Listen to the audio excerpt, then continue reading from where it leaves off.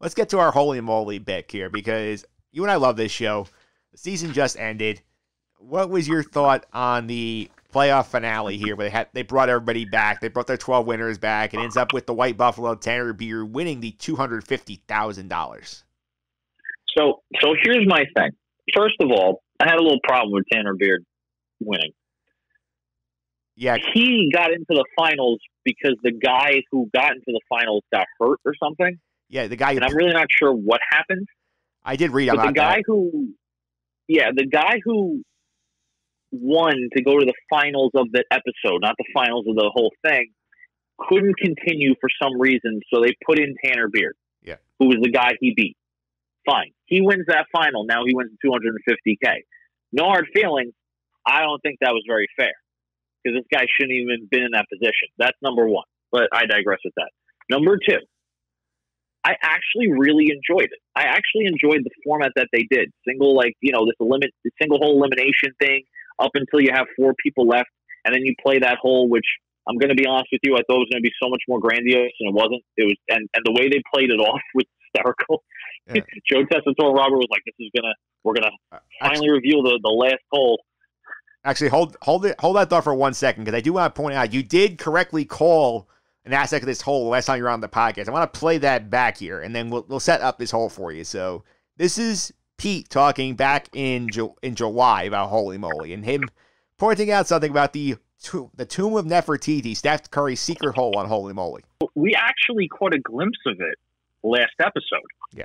And I don't know if anyone caught that, if anyone's keeping up with Holey Moley, but during like the intro or the welcome back kind of sizzle reels that they put together to like tell you what's going on, what you missed from the commercial, you actually see 2 pyramids spinning on a hole that you've never seen before, like in a corner really quickly. Yeah.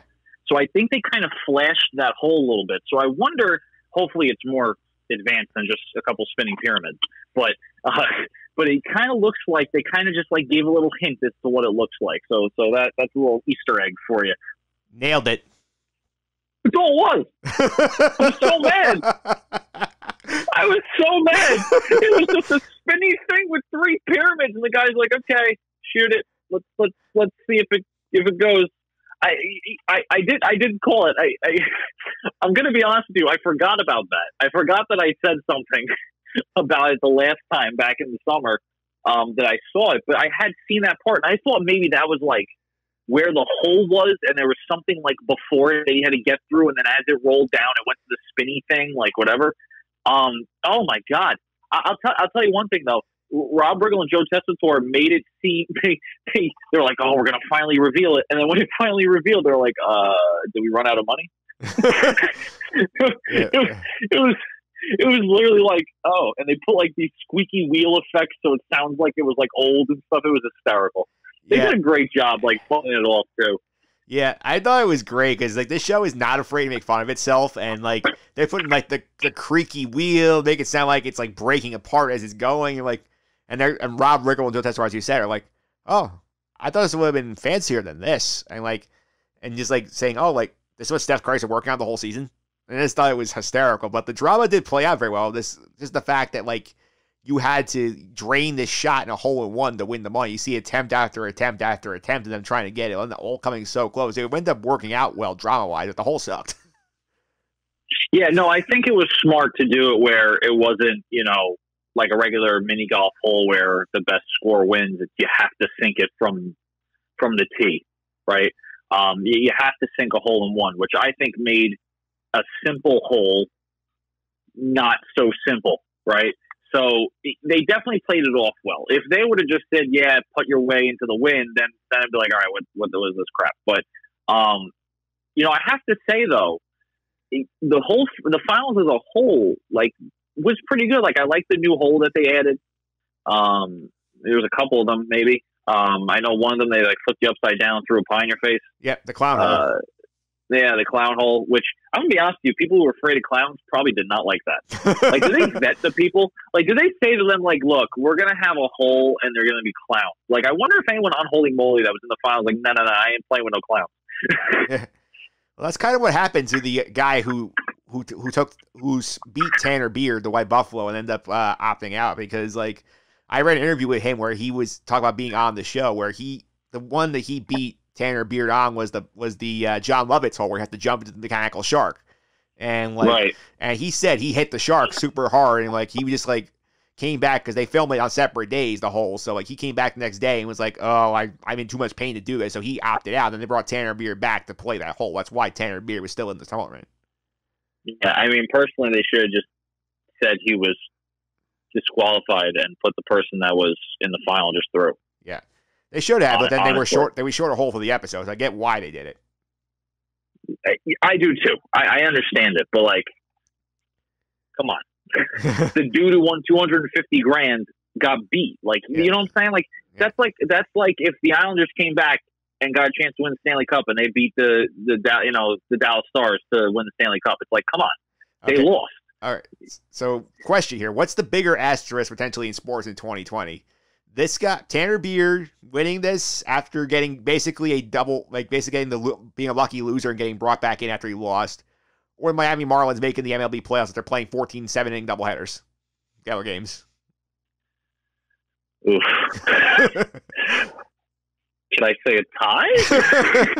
Like, no, obviously I'm going to have to go Miami Marlins because Holey Moley's not. It's an actual sport, but it's not like people are betting on it or anything, right? There's like no one's like putting money on like, oh, you know, I'm going to put money on Double Dutch Courage to see if this guy wins. Like it's obviously like a sport, but it's all scripted, not scripted, but you know, like it's not live. You know what I'm saying? Yeah. So you know, we can't hold Holey Moley too hard to its stuff.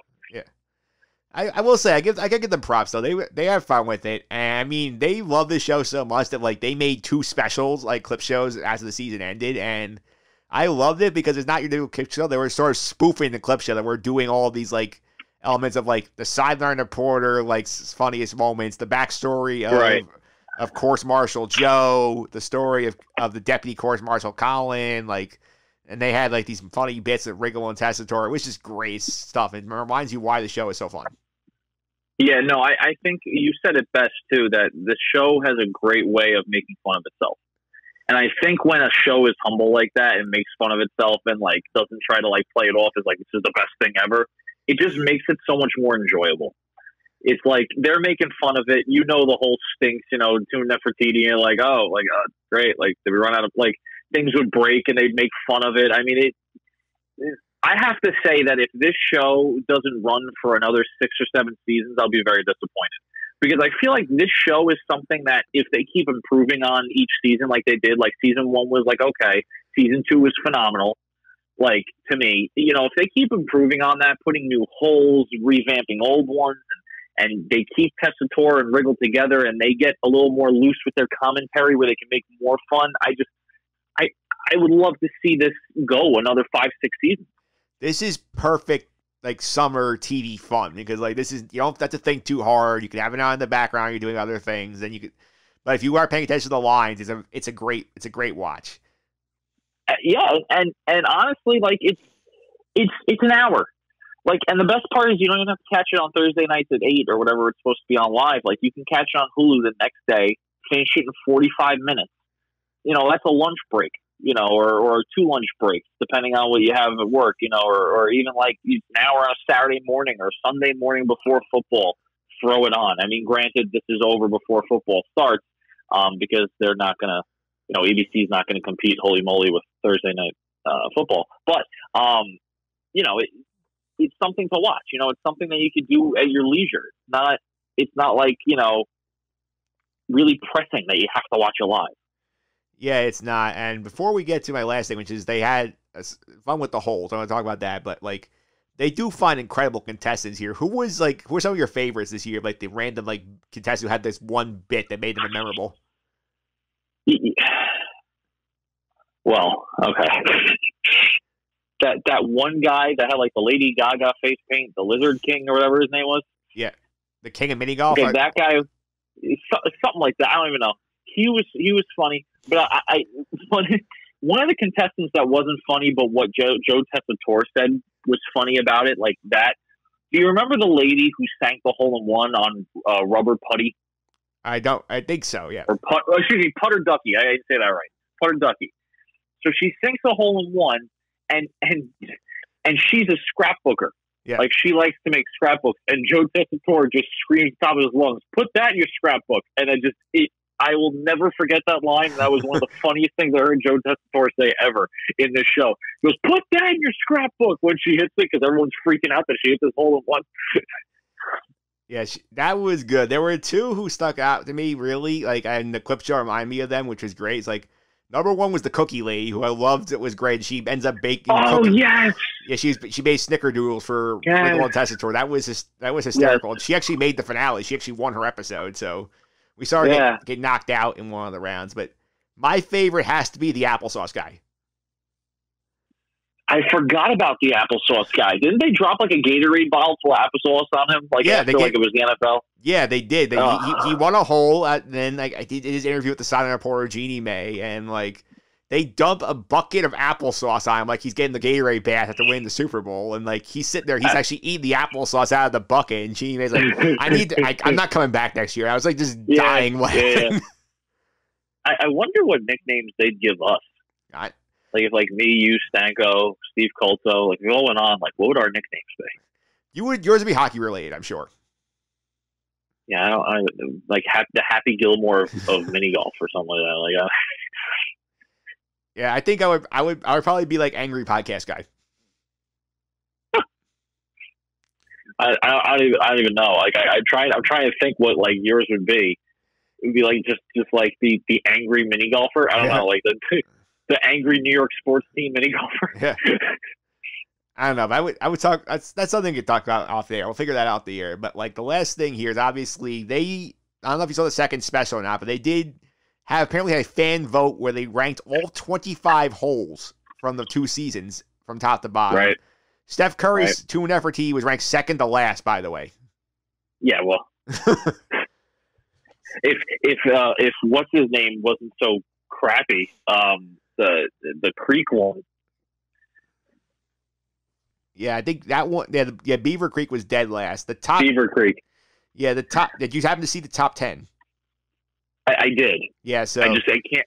I remember the top 2, but I can't remember the rest. Okay, so I'll have the list here. Number 10 is Caddy Smack, Steph Curry against the Rob Riggle robot from season 1. Yeah, that was pretty good. Yeah, number 9, Dutch Curry's the original edition without the extra blade. Right. Number 8 was Mount Holey Moley, basically the season 1 like final hole. That was fun.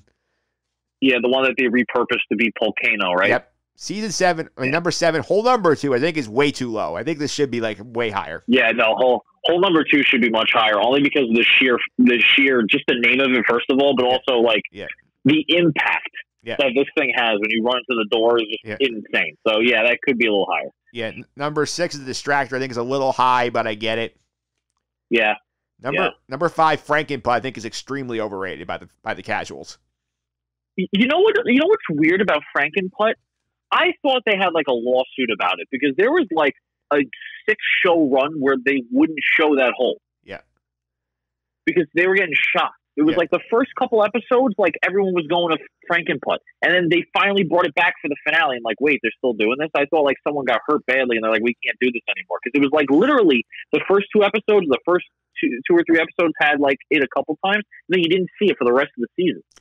Yeah, it made no sense. I'm not a big fan of that hole. Obviously, number 4, Volcano, the repurposed Mount Holey Moley, but the zip line into the pole was great, and I couldn't believe that the second to last episode, I had somebody actually managed to land on the pole without falling in the water. It's insane. That zip line's powered too. It's not just by your weight. Like they pull you into the pole. Yeah, they rocket you in there. I would get rocked. Like there'd be no way.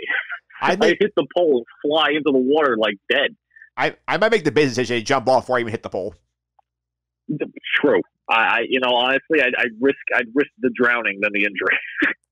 Yeah, because the water's not that deep. It'd be cold, but like I'd rather not get smacked in the face. Right. Exactly. Number 3, Dragon's Breath. Like you said, a lot of fun. Number 2, Double Dutch Courage, which became a crowd favorite this year, especially when they moved over the wars. Those were the flowers in season 1. But number 1 had to be Uranus. Yep. I think those top 3 are all locks to be back next season. And the funny part is Uranus is an intricate I'm doing it now. So like Joe Tessitore. Uranus is an intricate hole. It's an intricate part of the course, but also the name is funny. It is. I think they may need to come up, like have the writers come up with more puns for them for next year. I feel that the Joe's starting to run a little dry.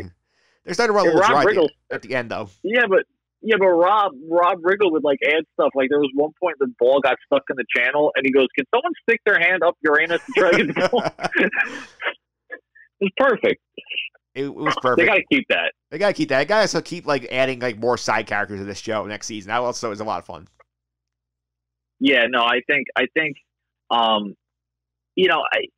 Sir Goff is like whatever. Like he's a mascot. Like I was watching the clip show and they had like this whole backstory about Sir Goff. I'm like, all right, really? Like I'm like whatever. But Jeannie Mai I think needs to have a bigger role in the season because you don't really hear her speak a lot during the episodes. I feel like they should have more of her. Yeah. And I think that Joe Tessitore and Rob Riggle, they should let the leash off a little bit looser for them and let them really make fun of these holes and have a good time. Make fun of the people because I think that will make it 10 times better.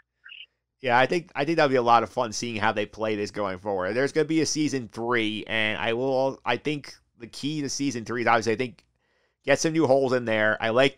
Give Rob Riggle his little like Epcot model of all the holes again. That was a lot of fun. I did enjoy that. Yeah, and I think I think obviously keep your casting going, but like the thing is like I think the way to describe it best is like if you're a wrestling fan, it's kind of got like that wrestling storytelling element to it, where you got these little things that just like make it better. Like, yeah, no, you're right. Every character has their own like little quirks, has their own thing to them. Yeah, which I think is good. They have their own storyline, their own nicknames, what they're playing for, And I think they should really for next season they should learn and put the money.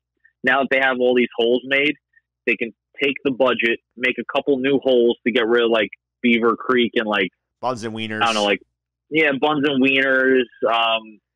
Those two are probably can go. Like you can switch them up.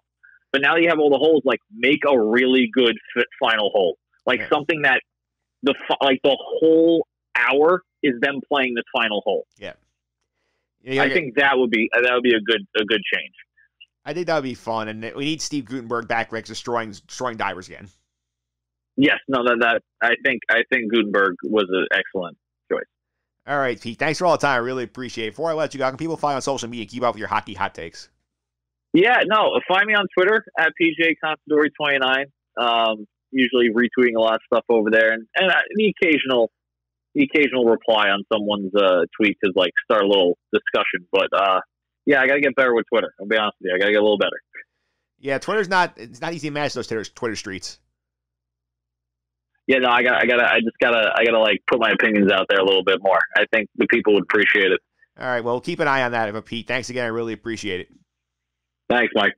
All right, up next, we do NFL picks week number 3. My buddy Kevin Lillis will be joining me in just a minute. We're also got some fun taking apart the Jets right after this.